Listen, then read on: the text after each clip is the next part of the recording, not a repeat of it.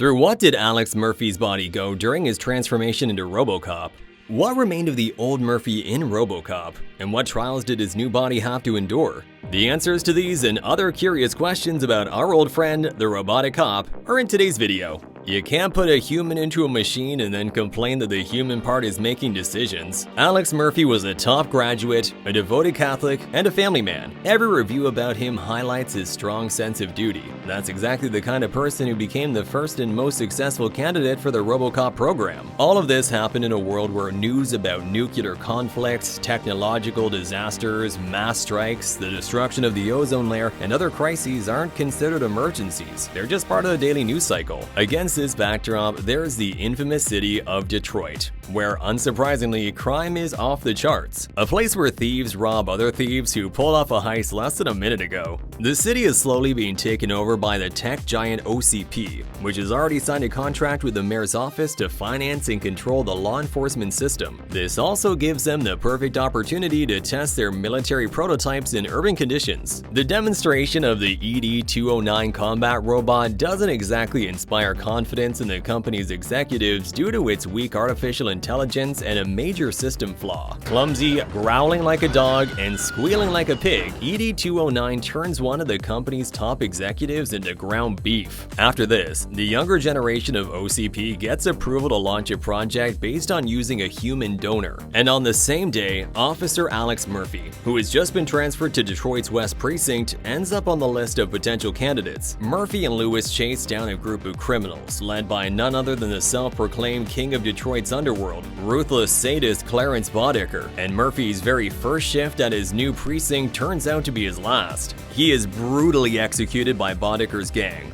losing his right hand in the process. Moments later, doctors declare him dead, but as it turns out, his brain was still salvageable. In his next awakening, in his new life, Murphy will see the world through an artificial vision system. At first, just a single camera connected to his optic nerves. Since one of the engineers was able to rotate it by hand, the scientists and engineers report to the project leader that they managed to preserve his left hand. He immediately shuts that down, reminding them that he had ordered a full-body prosthetic replacement. And since Alex had already signed all the documents, they can do whatever they want with his corpse. Visually, Robocop might seem clunky at first, but by design, he moves with a choreographed precision, occasionally displaying insanely fast reflexes. Robocop's armor is titanium laminated with Kevlar, capable of withstanding extreme firepower. And later, in the second movie, we find out that all that's left of the original Alex is, quote, a couple of chunks of flesh that can't even be called a corpse. And considering that the director ordered the amputation of Murphy's left hand, it turns out that the remaining bits of living tissue weren't placed in the robot's body, like they were with the cyborg junkie from the second movie. On the contrary, Murphy's organic tissue was gradually removed and replaced with more and more cybernetics. The full list of biological parts left from the original Murphy was never revealed. At the very least, his brain remained, with chips implanted in key areas to regulate its functions. This was clearly shown in Robocop 2, and the same concept was carried over into Robocop 3. In Robocop 3, OCP orders Dr. Lazarus to increase the number of similar implants in Robocop's brain in an attempt to eliminate his free will. 20 years after the release of the first movie, the creators gave a comment about the fact that the human face we see under Robocop's helmet is actually Alex Murphy's real face. It was cut off from his head and placed onto the robot's head, the same head that already housed his brain.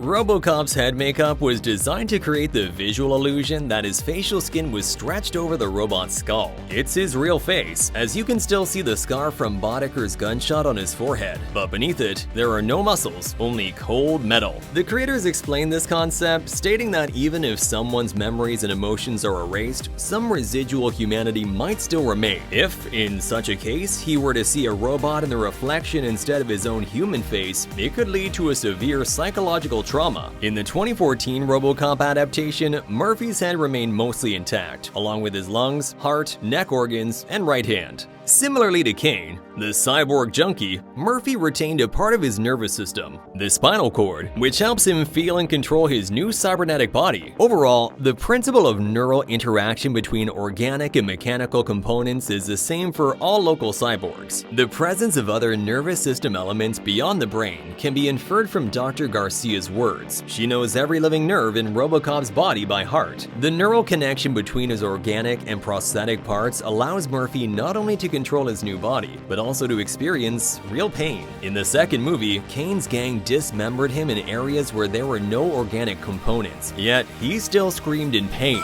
And in the following days, while waiting for funding for his restoration, he endured unbearable agony. The only thing that kept him alive was the fact that his brain was continuously sustained by electrical impulses. Additionally, Robocop's fourth classified directive was enforced through physical suffering. It wasn't just about being unable to arrest OCP executives, but rather about the inability to overcome pain, which physically prevented him from carrying out an arrest. For some reason, they decided it had to work this way, and a similar malfunction, one that causes him to experience pain, occurs whenever Murphy starts dreaming about his old life. Just like the fourth directive, a hidden resistance program kicks in because, at those moments, his brain sees things it's not supposed to. In the remake, Dr. Norton brings Murphy out of sleep by connecting his spine and spinal cord, even though Murphy apparently no longer has a spine. The spinal cord also transmits information to his main sensory center, linking him to the outside world. This way, it forces him to start feeling present in reality, in his new body. What's interesting about the remake is that it sheds more light through a more science-oriented perspective on some of the mechanics behind Robocop's functionality. In the original, Robocop had a kind of digestive system since the organic elements of his body still required nutrients. To support this, he also had an artificial circulatory system based on a Japanese heart substitute. Naturally, organic tissue also needs oxygen. The 2014 movie acknowledged this by showing that he still had lungs. Some form of respiratory system would also be necessary for the original Robocop. Processed nutrients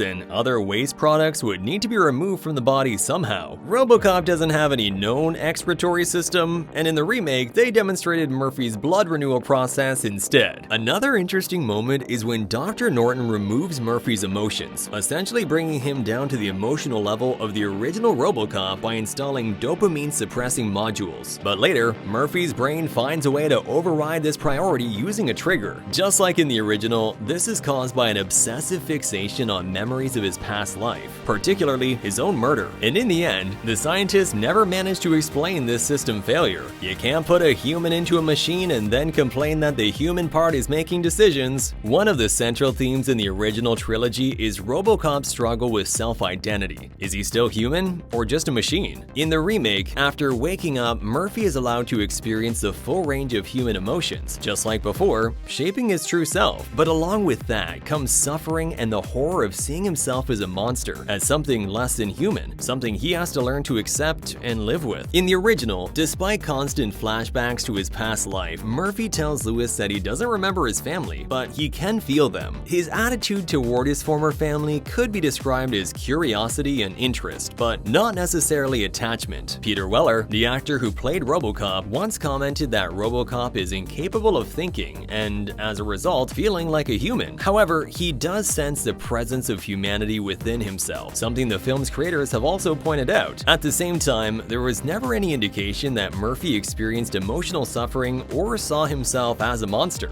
A strong sense of duty is what drives Alex Murphy and makes him an outstanding police officer. So, in the end, who is he? Man or machine? The answer is simple. To his friends, he's Murphy. To everyone else, he's Robocop. That's all I have for you today about Robocop. If you liked this video, subscribe to my channel, leave a like, and drop a comment. Don't forget to share this video with your friends. Thank you for watching. See you next time.